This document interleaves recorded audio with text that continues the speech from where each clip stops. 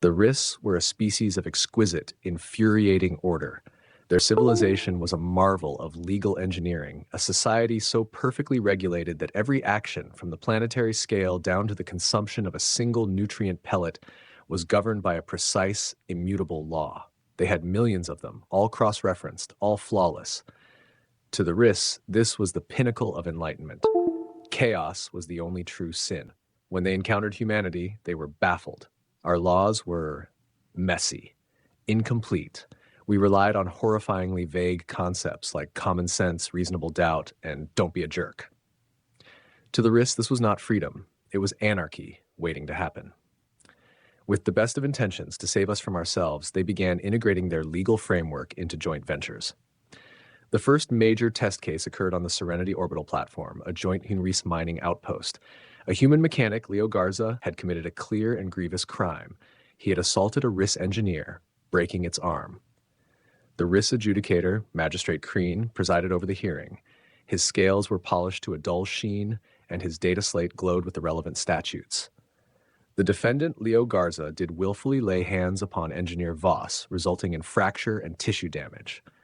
Per Concordance Law 74B, subsection 12, assault upon a designated official carries a mandatory penalty of 5 standard cycles in a corrective facility. The law is clear. Leo, standing in the stark white chamber, didn't deny it. He was about to touch the primary plasma coil with a conductive torque wrench. I shouted a warning. He didn't understand me, or he ignored me. I didn't have time to explain. I tackled him. Crean consulted his slate. The law does not recognize preemptive assault to prevent a hypothetical safety breach. The correct procedure was outlined in Station Protocol 882A. File an immediate hazard report with the Engineering Oversight Committee. The committee's response time is 10 minutes, Leo argued, his frustration boiling over. The coil would have discharged in 5 seconds. He'd be a cloud of ions. Then the fault and the subsequent liability lies with Engineer Voss for ignoring posted safety protocols. Crean stated, unmoved. The law exists to create order from such events. Your emotional response, while understandable, undermines that order. The sentence is... He was interrupted by the hiss of the chamber door. Captain Anya Sharma, commander of the human contingent, strode in. Her uniform was neat, but her eyes were hard. Magistrate Crean, a moment of your time. Your law is missing a clause. Crean's head reared back as if struck. The Riss Concordance is perfect and complete. It has no missing clauses. It has been refined over millennia. It's missing the "don't be an idiot" clause, Anya said, her voice calm but iron strong. The Riss in the room gasped. The phrase was nonsensical, offensive to their logical sensibilities. Anya stepped forward, addressing the room. Your law sees the action, the broken arm. It's blind to the intent, to save a life. It's blind to the context.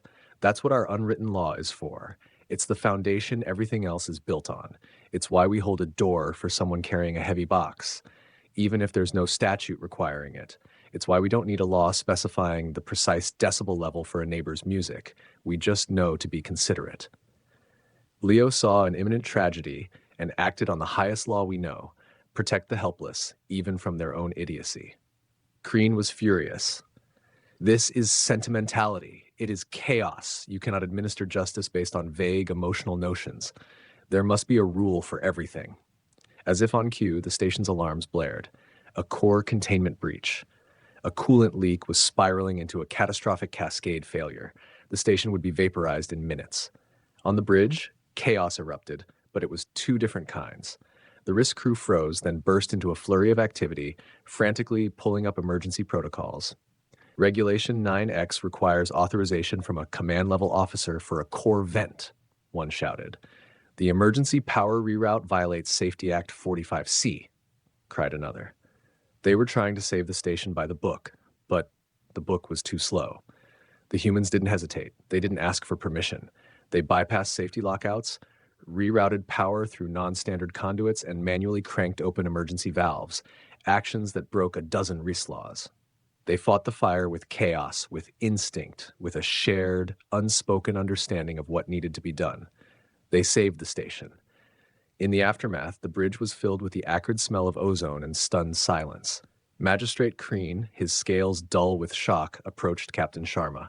She was helping a young Riss tech to his feet. You acted without orders, Crean stammered.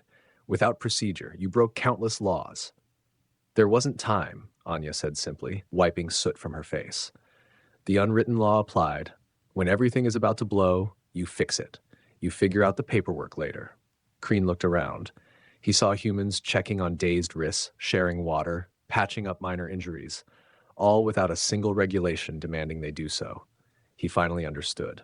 The wrists had built a magnificent, gilded cage of laws to protect themselves from their own worst instincts. Humanity had simply chosen, every single day, to be better than their worst instincts. The wrists had a library of rules. Humanity had a moral compass. He walked back to the hearing chamber. Leo Garza was still standing there. Crean looked at him, then at his data slate. With a deliberate motion, he dismissed the charges. The case is closed, he said, his voice quiet. He then turned to his aides. Prepare a communique for the High Council.